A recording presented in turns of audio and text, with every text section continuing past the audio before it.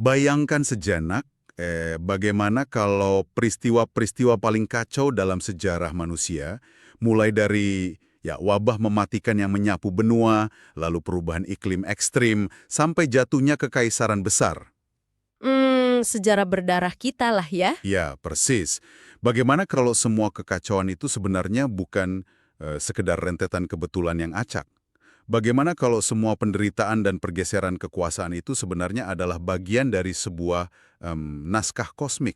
Sebuah skenario teologis yang sudah dipetakan dengan presisi gitu ya. Betul, yang sudah ditulis ribuan tahun lalu. Ini kan gila banget. Memang, dan itu adalah sebuah kerangka berpikir yang memaksa kita membuang lensa sejarah konvensional kita.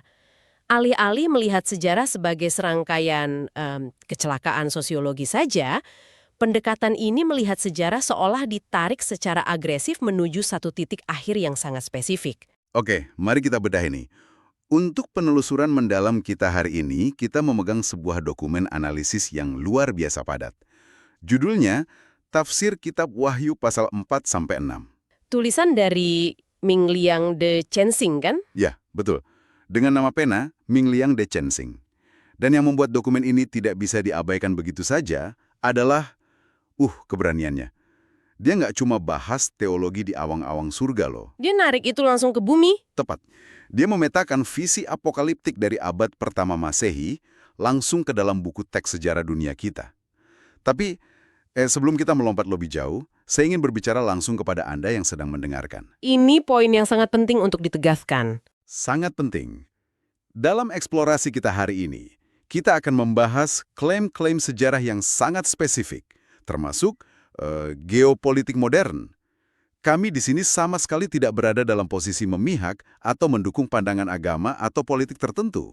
Benar, kita di sini murni sebagai pengamat ya. Ya, murni membedah gagasan luar biasa dari dokumen sumber ini. Kita cuma mau tahu bagaimana dan kenapa sang penulis melihat dunia dengan cara yang sebegitu dramatis. Oke, dan sebagai pijakan awal, kita harus menyelami psikologi penulis asli teks Kitab Wahyu ini di sekitar tahun 96 Masehi. Ini bukan literatur biasa loh. Maksudnya, taruhannya tinggi banget ya? Sangat tinggi. Teks ini di kalimat pembukanya langsung menjanjikan berkat bagi yang menaatinya, tapi sekaligus melontarkan kutukan mutlak bagi siapa saja yang berani mengubah isinya. Wow, jadi ini bukan sekadar puisi alegoris buat dia. Sama sekali bukan. Bagi penulisnya, ini adalah dokumen dengan tingkat urgensi tertinggi di alam semesta. Sebuah cetak biru hidup mati. Sebuah urgensi yang membawa kita langsung ke pemandangan pertama dalam teks ini. Sebelum kita lihat bencana sejarah di bumi, kita ditarik masuk ke semacam ruang kendali kosmik. Ruang tahta di surga. Iya, dan penulis kita mendeskripsikan visi yang sangat surrealis. Ada Tuhan duduk di atas tahta yang bersinar menyilaukan kayak batu yaspis dan delima. Terus dikelilingi pelangi hijau. Pelangi hijau ini menarik. Penulis menafsirkannya sebagai pengingat abadi akan janji Tuhan di zaman Nuh bahwa bumi tidak akan ditenggelamkan lagi. Oke, dan di sekelilingnya ada 24 penatua bermahkota emas. Secara visual, ini terasa seperti persidangan tertinggi yang pernah ada. Memang. Tapi, yang sangat memukau di sini adalah detail soal lantainya. Lantai ruang kendali itu? Iya, teks kuno menyebutnya sebagai lautan kaca yang bening. Penulis analisis kita memberikan interpretasi yang sangat puitis dan menyayat hati soal ini. Gimana interpretasinya?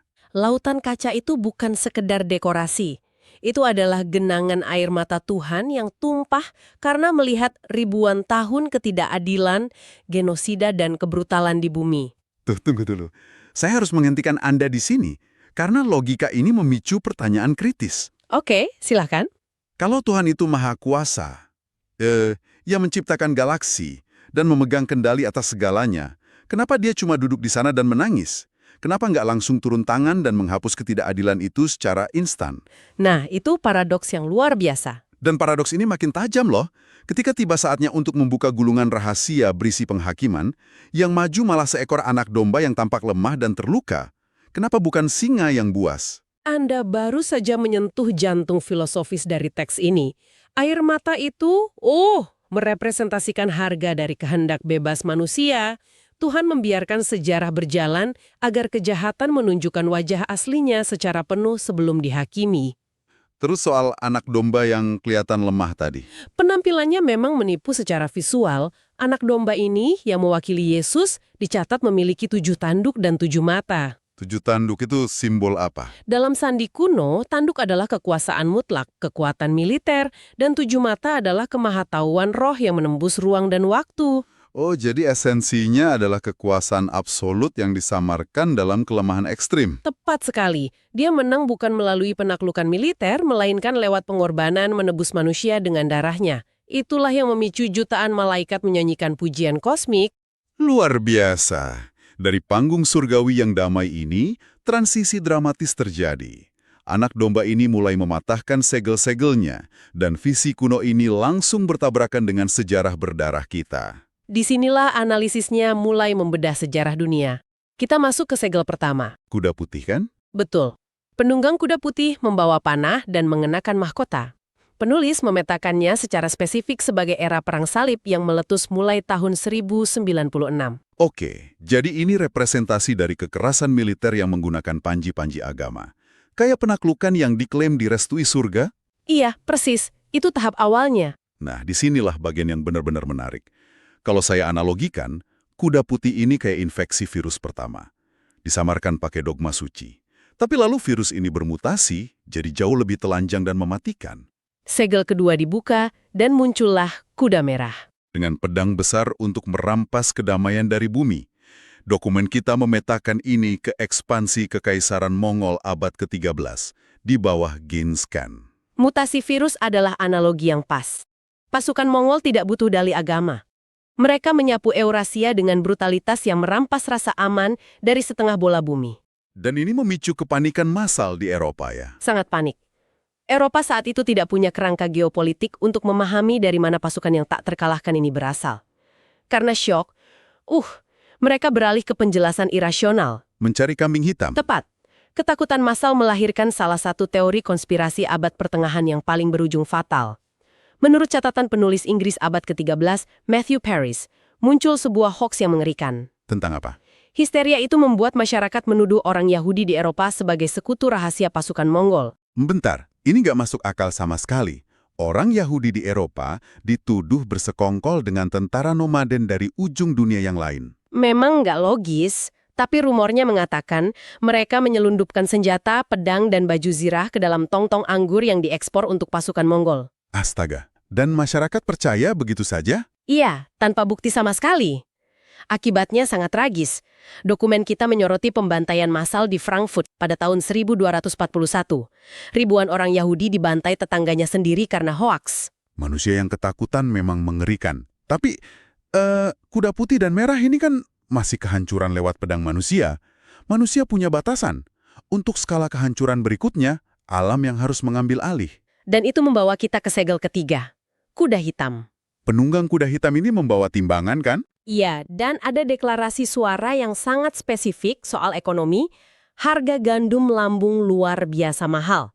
Tapi ada perintah, jangan rusakkan minyak dan anggur itu. Penulis kita mengaitkan ini dengan krisis ekologi nyata ya. Zaman es kecil di awal abad ke-14. Betul sekali, suhu rata-rata global saat itu turun sekitar 2 derajat Celcius. Ini memicu gagal panen besar-besaran, atau yang dikenal sebagai kelaparan hebat antara tahun 1315 sampai 1317. Penurunan 2 derajat aja dampaknya sebegitu parahnya. Sangat parah. Gandum yang jadi makanan rakyat jelata harganya meroket nggak terbeli. Tapi pohon zaitun untuk minyak dan kebun anggur milik para elit tetap bisa bertahan hidup. Jadi ini soal ketimpangan ekonomi ekstrim. Orang miskin kelaparan, tapi kekayaan orang kaya tetap aman. Persis. Dan ketimpangan fisik akibat kuda hitam ini secara biologis menyiapkan panggung untuk kuda berikutnya. Segel keempat, kuda pucat. Penunggangnya bernama Maut. Dan dia diberi kuasa membunuh 1/4 populasi bumi. Ini adalah representasi dari era Black Death atau wabah pes, ditambah perang 100 tahun dan pemberontakan Serban Merah di Tiongkok. Saya mau kita berhenti sejenak di sini. Coba Anda yang sedang mendengarkan bayangkan, 1/4 populasi bumi lenyap. Skala kematian yang absolut. Catatan demografi modern kita menunjukkan populasi global saat itu memang turun drastis, dari sekitar 450 juta menjadi 350 juta jiwa. Itu tepat banget seperempatnya. Angkanya sangat presisi. Tapi pertanyaannya, apakah ini murni kebetulan angka matematis saja? Atau adakah benang merah sosiologis yang mengikat rentetan kejadian ini? Jika kita hubungkan ini dengan gambaran besarnya, ini bukan kebetulan yang terisolasi. Mari kita lihat mekanismenya. Oke, gimana tuh? Zaman es kecil dari kuda hitam tadi memicu kelaparan kronis. Ini menghancurkan sistem imun satu generasi penuh. Banyak orang kekurangan gizi. Jadi mereka sangat rentan terhadap penyakit. Betul. Alam seolah menciptakan karpet merah untuk bakteri Yersinia pestis, si kuda pucat ini. Bakteri itu menemukan populasi yang tidak punya pertahanan biologis sama sekali. Terus ditambah perang yang menghancurkan infrastruktur ya? Iya. Dan secara psikologis, pola kambing hitam kuda merah terulang lagi di era kuda pucat ini. Jangan bilang mereka menyalahkan minoritas lagi. Sayangnya iya. Kelompok Yahudi kembali dituduh. Kali ini mereka dituduh meracuni sumur-sumur air yang memicu wabah tersebut. Gila. Dokumen mencatat pembakaran massal ribuan orang Yahudi di Strasbourg. Bahkan pembantaian ini terjadi sebelum wabah pes itu benar-benar sampai ke kota mereka. Genosida preventif akibat histeria. Sangat kelam. Nah, setelah seperempat populasi lenyap begitu saja, teks ini bergeser. Saat segel kelima dibuka, kita tidak lagi melihat kematian fisik massal di bumi. Betul, fokusnya beralih dari krisis fisik ke krisis spiritual. Penulis melihat jiwa-jiwa para martir di bawah mazbah surgawi. Mereka menuntut keadilan. Dan analisis dokumen mengaitkan ini dengan masa reformasi agama di Eropa. Munculnya tokoh-tokoh seperti Wycliffe, Calvin, dan tentu saja Martin Luther. Jutaan orang mati bukan karena perebutan wilayah, tapi memperebutkan otoritas kebenaran teks suci. Dan ada satu ironi gelap yang diangkat oleh analis kita di bagian ini. Ini objektivitas yang luar biasa dari penulisnya. Ironi soal apa? Soal tulisan-tulisan Martin Luther di masa tuanya. Luther kan pahlawan reformasi ya, tapi karena frustrasi orang Yahudi tidak mau berpindah ke agama Kristen yang direformasinya, dia merilis tulisan-tulisan yang sangat antisemit. Oh, wow. Terus apa hubungannya dengan peta sejarah ke depannya? Tulisan-tulisan itu dipelintir dan diproduksi ulang berabad-abad kemudian oleh Nazi di Jerman. Tunggu, jadi Nazi memakai teks teologis dari masa reformasi abad ke-16 untuk membenarkan Holocaust di abad ke-20. Persis, Nazi mengeksploitasi otoritas moral Luther untuk melegitimasi genosida mereka.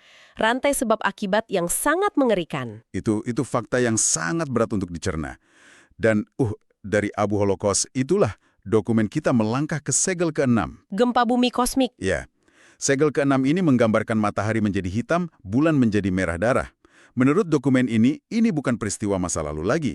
Penulis menegaskan ini adalah era modern kita, dipicu oleh satu peristiwa spesifik di tahun 1948. Berdirinya negara Israel modern. Nah, saya harus memotong di sini dan merespon sebagai skeptis, mewakili Anda para pendengar. Memancing perdebatan memang. Jadi, apa makna dari semua ini?